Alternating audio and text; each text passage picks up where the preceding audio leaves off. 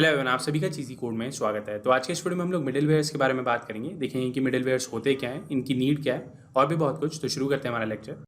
तो पहले एक बार सिनेरियो समझते हैं कि हमें मिडिलवेयर्स चाहिए क्यों। तो अब हमने लास्ट वीडियो में देखा था कि ये जो हमारा साइनअप वाला एंड पॉइंट था, जैसे आप इसको हिट करेंगे तो ये आपको रिस्पॉन्स में एक टोकन देता है। मतलब आपको एक यूज़र का ऑब्जेक्ट बना के देगा और एक टोकन देगा।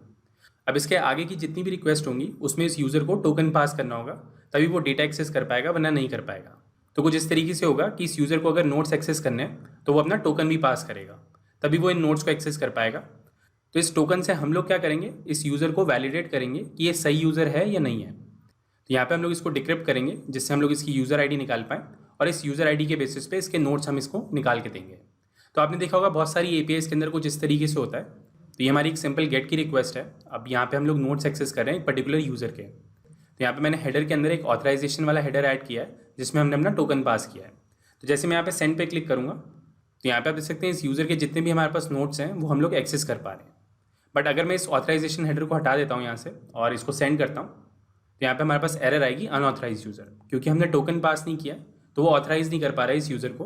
तो इसने हमें एक एरर मैसेज दे दिया अनऑथराइज यूज़र, और यहाँ पे हमें स्टेटस कोड दिया है 401। तो 401 जो होता है हमारा अनऑथराइज के लिए होता है। तो इस तरीके से हमारे कुछ एंड पॉइंट्स होंगे जो सिर्फ ऑथराइज यूज़र एक्सेस कर सकते हैं। तो ऑथराइजेशन हम लोग कैसे मैनेज कर रहे हैं कि हमारे कुछ एंड पॉइंट्स ऐसे हैं जिसमें हम लोग टोकन भेजेंगे, और वो जो टोकन है हमारा वो वैलिड होगा, तभी आप उन नोट्स को एक्सेस कर पाओगे। तो इस तरीके से हम लोग एपीआई के अंदर ऑथेंटिकेशन लगाते हैं कि पहले टोकन वैलिडेट होगा, अगर टोकन सही है तभी वो आगे बढ़ पाएगा, वरना नहीं बढ़ पाएगा। तो इसी चीज़ को इंप्लीमेंट करने के लिए हम लोग मिडिलवेयर्स का यूज़ करते हैं। तो इसका एक सिंपल रियल लाइफ एग्जाम्पल बताता हूँ। अब सपोज आप कोई मूवी देखने जाना चाहते हो, तो सबसे पहले आप टिकट बुक करोगे। तो जैसे आपके पास टिकट आ जाएगी तो आप जैसे मूवी थिएटर पे पहुँचोगे तो वहाँ पे एक गार्ड खड़ा होगा। तो गार्ड क्या करेगा, आपकी टिकट चेक करेगा। अगर वो टिकट वैलिड होगी तभी वो आपको अंदर जाने देगा, वरना नहीं जाने देगा। तो सेम चीज़ यहाँ पे हो रही है कि हमें एक गार्ड इंप्लीमेंट करना है कि हमारे आगे के जो एंड पॉइंट्स हैं वो जब ही एक्सेस हो पाए जब आपके पास टोकन होगा। तो हमें ये सिंपल एक गार्ड इंप्लीमेंट करना है। तो ये जो गार्ड का रोल होता है वो हमारे मिडिलवेयर्स करते हैं। तो जितने भी मेरे ऑथेंटिकेटेड वाले एंड पॉइंट्स होंगे उससे पहले मैं एक मिडिलवेयर इंप्लीमेंट करूँगा। वो मिडिलवेयर क्या करेगा, हमारे लिए चेक करेगा कि इसके पास वैलिड टोकन है या नहीं है, तभी वो उन एंड पॉइंट्स को एक्सेस कर पाएगा। तो सिंपल सा कॉन्सेप्ट है मिडिलवेयर्स का, एक ऐसा फंक्शन या एक ऐसा लॉजिक जो आप एग्जीक्यूट करना चाहते हो अपनी रिक्वेस्ट हैंडलिंग से पहले। मतलब आप उस रिक्वेस्ट को हैंडल करने से पहले एक लॉजिक एग्जीक्यूट करना चाहते हो, तो उसको हम लोग मिडिलवेयर के थ्रू इंप्लीमेंट करते हैं। तो इसको एक इमेज से भी समझते हैं। तो सपोज मेरे फ्रंट एंड ने रिक्वेस्ट करी है बैक एंड पे। तो बैक एंड पे जैसे ही ये रिक्वेस्ट पहुंचेगी तो सपोज हमारे पास एक पाइपलाइन है। मतलब पहले हम ये करेंगे, पहले स्टेप 1 करेंगे, फिर स्टेप 2 करेंगे, फिर स्टेप 3 करेंगे। तो इस तरीके से हमारी ये जो रिक्वेस्ट है वो प्रोसेस होगी, और एंड में जैसे ही हमारी ये पूरी रिक्वेस्ट प्रोसेस हो जाएगी उसके बाद हम लोग रिस्पॉन्स सेंड कर देंगे। तो इस तरीके से हमारे पास ये कुछ स्टेप्स हैं। तो इन स्टेप्स के थ्रू हमारी रिक्वेस्ट प्रोसेस होगी। सबसे पहले वो स्टेप 1 पे जाएगा, मतलब हमारी रिक्वेस्ट जो वो स्टेप 1 पे जाएगी। स्टेप 1 उसको चेक करेगा, जो भी उस पर लॉजिक एग्जीक्यूट करना होगा वो लॉजिक एग्जीक्यूट करेगा। उसके बेसिस पे वो डिसाइड करेगा कि मुझे स्टेप 2 पे जाना है या नहीं जाना। अगर स्टेप 2 पे जाना होगा तो वो स्टेप 2 पे भेज देगा। अगर स्टेप 2 पे नहीं भेजना होगा तो वो यहीं से रिस्पॉन्स सेंड कर देगा कि ये लो भैया आपका रिस्पॉन्स।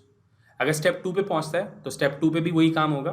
स्टेप 2 अपनी प्रोसेसिंग करेगा, उसके बेसिस पे वो जज करेगा कि इसको आगे भेजना है या नहीं भेजना। अगर आगे भेजना होगा तो आगे भेज देगा, अगर नहीं भेजना होगा तो यहीं से रिस्पॉन्स सेंड कर देगा। और इस तरीके से हमारे पास ये डिफरेंट स्टेप्स होंगे जो हम अपनी इस प्रोसेसिंग पाइपलाइन के अंदर डिफाइन करते हैं। तो हम लोग भी वही कर रहे हैं। तो जैसे हम लोग रिस्पॉन्स डॉट सेंड कॉल करते हैं या रिस्पॉन्स डॉट जेसन कॉल करते हैं तो हमारी रिक्वेस्ट जो है वहीं पे एंड हो जाती है, और हमारा रिस्पॉन्स जो है वो क्लाइंट के पास पहुंच जाता है कि हमारा काम डन हो चुका है। जो भी हमारे को रिस्पॉन्स सेट करना था हमने सेट कर दिया, ये लो आउटपुट। तो इस तरीके से हमारे पास ये डिफरेंट स्टेप्स होते हैं, इन्हीं को हम लोग मिडिलवेयर्स कहते हैं। और एंड में ये जो रिस्पॉन्स होता है वो हम अपने यूज़र के पास भेज देते हैं। तो इस तरीके से हम लोग एक मिडिलवेयर डिफाइन करते हैं कि मेरे पास एक रिक्वेस्ट आएगी, रिस्पॉन्स आएगा, और यहाँ पे हमारे पास एक नेक्स्ट फंक्शन भी आएगा कि मुझे इसके नेक्स्ट स्टेप पे कहाँ जाना है। तो जो भी मेरे को लॉजिक एग्जीक्यूट करना है वो मैं यहाँ पे करूँगा, और यहाँ पे मैं डिसाइड करूँगा कि मुझे आगे भेजना है या नहीं भेजना। अगर मुझे आगे भेजना होगा तो मैं नेक्स्ट फंक्शन कॉल कर दूंगा। अगर मुझे आगे नहीं भेजना होगा तो मैं यहीं से रिस्पॉन्स में आउटपुट सेट करा के यहीं से रिटर्न कर जाऊँगा। तो इस तरीके से हम लोग एक फंक्शन डिफाइन करेंगे जो हमारे लिए ऑथेंटिकेशन को इम्प्लीमेंट करेगा। तो इस तरीके से इम्प्लीमेंट करने से बेनिफिट क्या होगा कि मुझे हर स्टेप पे जाके वैलिडेट नहीं करना पड़ेगा। तो सपोज ये मेरी गेट की रिक्वेस्ट है, यहाँ पे मुझे टोकन ही निकालना पड़ेगा। जो टोकन निकालने वाला काम है और उसको वैलिडेट करने का काम है वो आगे ही हो चुका होगा। मतलब इस रिक्वेस्ट प्रोसेसिंग से पहले ही, मतलब इस गेट रिक्वेस्ट से पहले ही हमारा वो वाला काम हो चुका होगा जो हमारे इस टोकन को ऑथेंटिकेट करेगा। तो वो वाला जो लॉजिक है मुझे हर जगह पे इंप्लीमेंट नहीं करना पड़ेगा, मैं सिर्फ एक सिंगल प्लेस पे इंप्लीमेंट करूँगा और वो हमारा काम कर देगा। तो इसको इंप्लीमेंट करते हैं, ज़्यादा क्लियर हो जाएगा। तो पहले एक सिंपल मिडिलवेयर देखते हैं, उसके बाद अपना ऑथेंटिकेशन वाला लॉजिक देखेंगे। तो मैं अपनी index.js फाइल के अंदर जाता हूँ और यहाँ पे मैं एक मिडिलवेयर डिफाइन करता हूँ। तो यहाँ पे मैं लिखूँगा app.use और इसके अंदर हमें सिंपल एक फंक्शन डिफाइन करना है जिसमें हमें रिक्वेस्ट मिलेगी, रिस्पॉन्स मिलेगा और एक हमारे को नेक्स्ट फंक्शन मिलेगा। तो इस तरीके से हमारे पास ये नेक्स्ट फंक्शन चलेगा। अब सपोज जितनी भी रिक्वेस्ट आ रही है मेरे पास उनको मुझे लॉग कराना है, उसके बाद मैं अपना नेक्स्ट फंक्शन एग्जीक्यूट करना चाहता हूँ। मतलब मेरा जो स्टेप 1 है वो मेरे को ये करना है कि मेरी जितनी भी रिक्वेस्ट आ रही है उनको मुझे लॉग कराना है। तो यहाँ पे मैं उसको लॉग कराता हूँ console.log। अब इस रिक्वेस्ट के अंदर हमारे पास कुछ पैरामीटर्स होते हैं, उसका हम लोग यूज़ करेंगे HTTP मेथड। और इस रिक्वेस्ट ऑब्जेक्ट के अंदर हमारे पास एक मेथड वाली प्रॉपर्टी होती है कि गेट की रिक्वेस्ट है या पोस्ट की रिक्वेस्ट है। तो इस तरीके से हम लोग इसको एक्सेस करेंगे और उसके बाद हम लोग लिखेंगे URL कि किस URL के लिए हमारे पास रिक्वेस्ट आई है और यहाँ पे हम लोग लिखेंगे request.url। तो इस तरीके से जितनी भी हमारे पास रिक्वेस्ट आएंगी उसको हम लोग लॉग कराएंगे और उसके बाद हम लोग अपना नेक्स्ट फंक्शन कॉल कर देंगे। तो ये वही वाला सिनेरियो है। अगर इसको रियल लाइफ से कंपेयर करें कि आप जब भी किसी जगह पे जाते हैं तो गार्ड जो है वो पहले आपसे एक एंट्री करवाता है रजिस्टर पे। तो वही हम लोग यहाँ पे कर रहे हैं। जैसे ही हमारे पास ये रिक्वेस्ट आ रही है तो उसकी हम लोग एक लॉग मेंटेन कर रहे हैं। तो यहाँ पे अभी के लिए हम लोग console.log का यूज़ कर रहे हैं और सिंपली हमने यहाँ पे डायरेक्टली नेक्स्ट फंक्शन कॉल कर दिया कि जो भी इसका नेक्स्ट फंक्शन है, जो भी हमारा स्टेप 2 है उसको कॉल कर दो। तो इस तरीके से हम लोग एक मिडिलवेयर डिफाइन करते हैं। तो इस साइन इन वाले एंड पॉइंट को हिट करते हैं। तो यहाँ पे मैं सेंड पे क्लिक करता हूँ और वापस चलते हैं अपने कंसोल पे। तो यहाँ पे आप देख सकते हैं हमारे पास लॉग आ चुका है कि हमारा HTTP मेथड जो था वो पोस्ट की रिक्वेस्ट है और इस वाले URL पे हमारे पास रिक्वेस्ट आई है। अगर मैं यहाँ पे 2-3 बार इसको हिट कर देता हूँ, सिमिलरली गेट के लिए भी हिट कर लेते हैं एक बारी। तो यहाँ पे आप देख सकते हैं साइन इन के लिए हमारे पास 3 रिक्वेस्ट आ चुकी हैं और सिमिलरली हमारे पास एक गेट की रिक्वेस्ट आ रही है नोट के लिए। तो इस तरीके से हमारा ये काम करता है। आई होप आपको ये मिडिलवेयर्स का कॉन्सेप्ट समझ में आ रहा होगा। तो अगर मेरे से कोई पूछे कि मिडिलवेयर्स क्या होते हैं तो मैं तो यही बोलता हूँ कि भैया सिक्योरिटी गार्ड है। अब उस सिक्योरिटी गार्ड से आप क्या काम करवाना चाहते हो ये आपके ऊपर है। आप लॉगिंग करवा सकते हो, अगर आपको टोकन वैलिडेट करना है तो वो करवा सकते हो, या कुछ और करना चाहते हो मतलब रिक्वेस्ट को प्रोसेस करने से पहले कुछ और करना चाहते हो तो वो आप कर सकते हो। रिक्वेस्ट को आप फिल्टर कर सकते हो, रिक्वेस्ट के अंदर आप कुछ अनवांटेड कैरेक्टर्स हैं उसको रिमूव करना चाहते हो तो वो कर सकते हो। तो ये जो हमारा express.json है ये भी हमारा एक मिडिलवेयर ही है। ये क्या करता है, हमारी रिक्वेस्ट जो आती है उसकी जो बॉडी होती है उसको कन्वर्ट कर देता है जेसन में और उसके बाद जो भी हमारा नेक्स्ट स्टेप होता है उस पर भेज देता है। तो ये हमारा एक सिंपल मिडिलवेयर है। तो ये एक तरीके की पाइपलाइन ही होगी जिसको हम लोग रिक्वेस्ट प्रोसेसिंग पाइपलाइन कहते हैं। आपकी रिक्वेस्ट को प्रोसेस करने के लिए आपके पास डिफरेंट स्टेप्स हैं।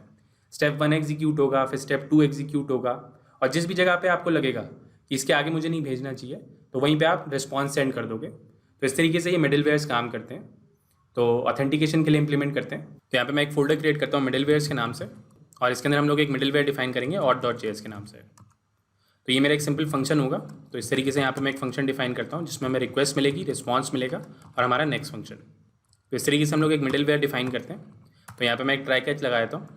अब सबसे पहले हम लोग अपना टोकन एक्सेस करेंगे कि रिक्वेस्ट में हमारे पास टोकन आया है या नहीं आया। तो ये जो टोकन होगा मेरा वो मैं हेडर्स में पास करता हूँ। तो इस तरीके से हम लोग उसको एक्सेस करेंगे टोकन, और रिक्वेस्ट के अंदर हमारे पास हेडर्स होंगे और उस हेडर्स के अंदर हम लोग ऑथराइजेशन वाला टोकन पास करेंगे। तो इस तरीके से मुझे मेरा टोकन मिलेगा।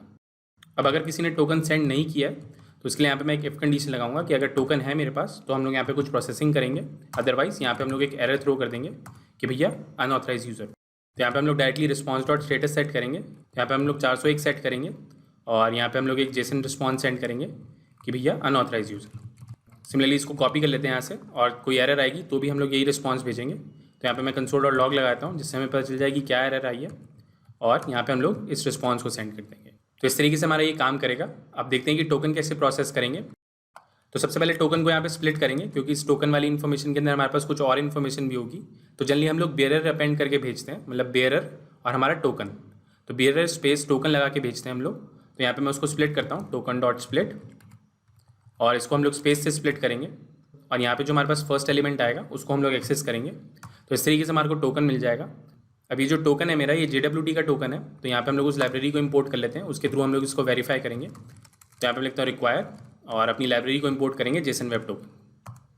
तो यहाँ पे मैं एक वेरिएबल क्रिएट करता हूँ यूज़र के नाम से और इस JWT वाली लाइब्रेरी के अंदर हमारे पास एक फंक्शन है वेरीफाई जो हमारे लिए इस टोकन को वेरीफाई करेगा। तो यहाँ पे हमारे को 2 चीज़ें पास करनी होगी। हमारा टोकन पास करना होगा, तो ये मैं टोकन पास कर देता हूँ और यहाँ पे हमें अपनी सीक्रेट की पास करनी होगी। तो ये जो सीक्रेट की है हमने यूज़ करी थी जब हमने ये टोकन क्रिएट किया था। तो अगर मैं इस यूज़र कंट्रोलर वाली फाइल के अंदर जाता हूँ तो यहाँ पे आप देख सकते हैं हमने सीक्रेट की पास करी थी। तो अभी के लिए इसी को कॉपी कर लेते हैं और इसको यहाँ पे पेस्ट कर देते हैं और इसी का हम लोग यूज़ करेंगे। तो यहाँ पे मैं सीक्रेट की को पास कर देता हूँ। तो ये जो वेरीफाई वाला फंक्शन है ये हमारी मदद करेगा इस टोकन को डिक्रिप्ट करने के लिए। अगर वो डिक्रिप्ट हो जाएगा तो हमारे को यूज़र वाली इन्फॉर्मेशन मिल जाएगी। तो यूज़र वाली इन्फॉर्मेशन में हमने स्टोर कराया था उसका ईमेल, तो यहाँ से हमने ईमेल स्टोर कराया था और उसकी यूज़र आईडी। तो इस आईडी का हम लोग यूज़ करेंगे, जो कि हमारी यूज़र आईडी है, इसका हम लोग यूज़ करेंगे नोट्स निकालने के लिए। तो सिंपली हम लोग इस रिक्वेस्ट ऑब्जेक्ट के अंदर ये जो आईडी है हमारी, इसको हम लोग सेट करा देंगे। यहाँ पे मैं लिखूँगा यूज़र डॉट आई। तो जब ये रिक्वेस्ट का ऑब्जेक्ट आगे पहुँचेगा, मतलब जो भी नेक्स्ट स्टेप पे पहुँचेगा, तो इस रिक्वेस्ट ऑब्जेक्ट के अंदर हमारे पास एक नई प्रॉपर्टी ऐड हो चुकी होगी यूज़र आईडी की।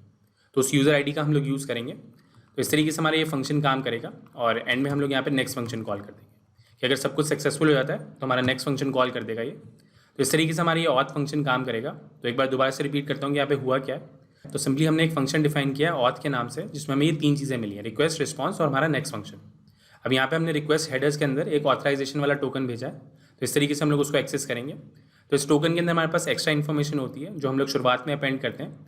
तो जनरली हम लोग बियरर कीवर्ड का यूज़ करते हैं, बियरर स्पेस और हमारे टोकन की वैल्यू। तो यहाँ पे मैंने उसको स्प्लिट किया स्पेस से, और उसकी जो फर्स्ट वैल्यू है, मतलब जो हमारा सेकंड एलिमेंट होगा, जो कि हमारा टोकन है, उसको मैंने इस टोकन के अंदर स्टोर करा लिया। अब ये हमारा जेसन वेब टोकन है, तो इस JWT लाइब्रेरी के अंदर हमारे पास ये वेरीफाई फंक्शन होता है जो हमारे इस टोकन को वेरीफाई करेगा इस सीक्रेट की के साथ। अगर ये वेरीफाई हो जाता है तो हमें यूज़र ऑब्जेक्ट मिल जाएगा। इस यूज़र ऑब्जेक्ट के अंदर हमारे पास आईडी होगी। मुझे कैसे पता है कि इसके अंदर आईडी है? क्योंकि हमने अपने टोकन के अंदर 2 चीज़ें स्टोर कराई थी, उसका ईमेल और उसकी आईडी। तो यही आईडी हमने यहाँ पे एक्सेस करी है यूज़र डॉट आई से, और अपने रिक्वेस्ट ऑब्जेक्ट के अंदर एक प्रॉपर्टी डिफाइन कर दी यूज़र आईडी के नाम से। तो जब भी ये रिक्वेस्ट आगे पहुँचेगी, मतलब आगे वाले फंक्शंस पे पहुँचेगी, आगे वाले स्टेप्स पे पहुँचेगी, तो उसके पास एक यूज़र आईडी प्रॉपर्टी होगी। और उसके बाद हमने यहाँ पे नेक्स्ट फंक्शन कॉल कर दिया कि हमारा काम डन हो चुका है, अब जो भी नेक्स्ट स्टेप है उसको एग्जीक्यूट करो। तो इस तरीके से हम लोग एक मिडिलवेयर डिफाइन करते हैं। अब यहाँ पे अगर कहीं पे भी एरर आती है कि सपोज उसने टोकन नहीं भेजा है, तो हमारी ये वाली एरर आएगी अनऑथराइज यूज़र। और अगर उसने टोकन भेजा है और वो गलत टोकन है, तो सिंपली हमारा कैच पे पहुँचेगा वो। और यहाँ पे भी हमने वही किया, 401 रिटर्न कर दिया कि आप अनऑथराइज यूज़र हो, क्योंकि जो आपका टोकन है वो वेरीफाई नहीं हो पा रहा है, इसलिए यहाँ से हमने 401 रिटर्न कर दिया। तो इस तरीके से हमारा ये ऑथ फंक्शन काम करेगा। तो आई होप आपको ये क्लियर होगा। और एंड में हम लोग इसको मॉड्यूल डॉट एक्सपोर्ट कर देंगे। अब जहाँ पे मुझे इस ऑथ फंक्शन को यूज़ करना होगा तो उसका हम लोग यूज़ करेंगे। तो इसको नेक्स्ट वीडियो में कवर करेंगे, जो भी हमारे नोट्स वाले एंड पॉइंट है उसको इंप्लीमेंट करेंगे। तो आज के लिए इतना ही। अगर आपको ये वीडियो अच्छा लगा तो प्लीज़ लाइक करें। अगर अभी तक आपने हमें सब्सक्राइब नहीं किया तो प्लीज़ सब्सक्राइब करें। अगर आपको कोई सजेशन है तो मुझे कमेंट्स के थ्रू बताएं। Thank you for watching. आपका दिन शुभ हो। धन्यवाद। ये लैंग्वेज भी सीख लो, वो लैंग्वेज भी सीख लो। जीवन एक रेस है, ऊपर चढ़ना सीख लो। हो जाए जब सब कुछ, खुद बनना सीख लो। उठा के बस्ता, नाप के रास्ता, हर कोई चला है आईटी में। आई टी में आई टी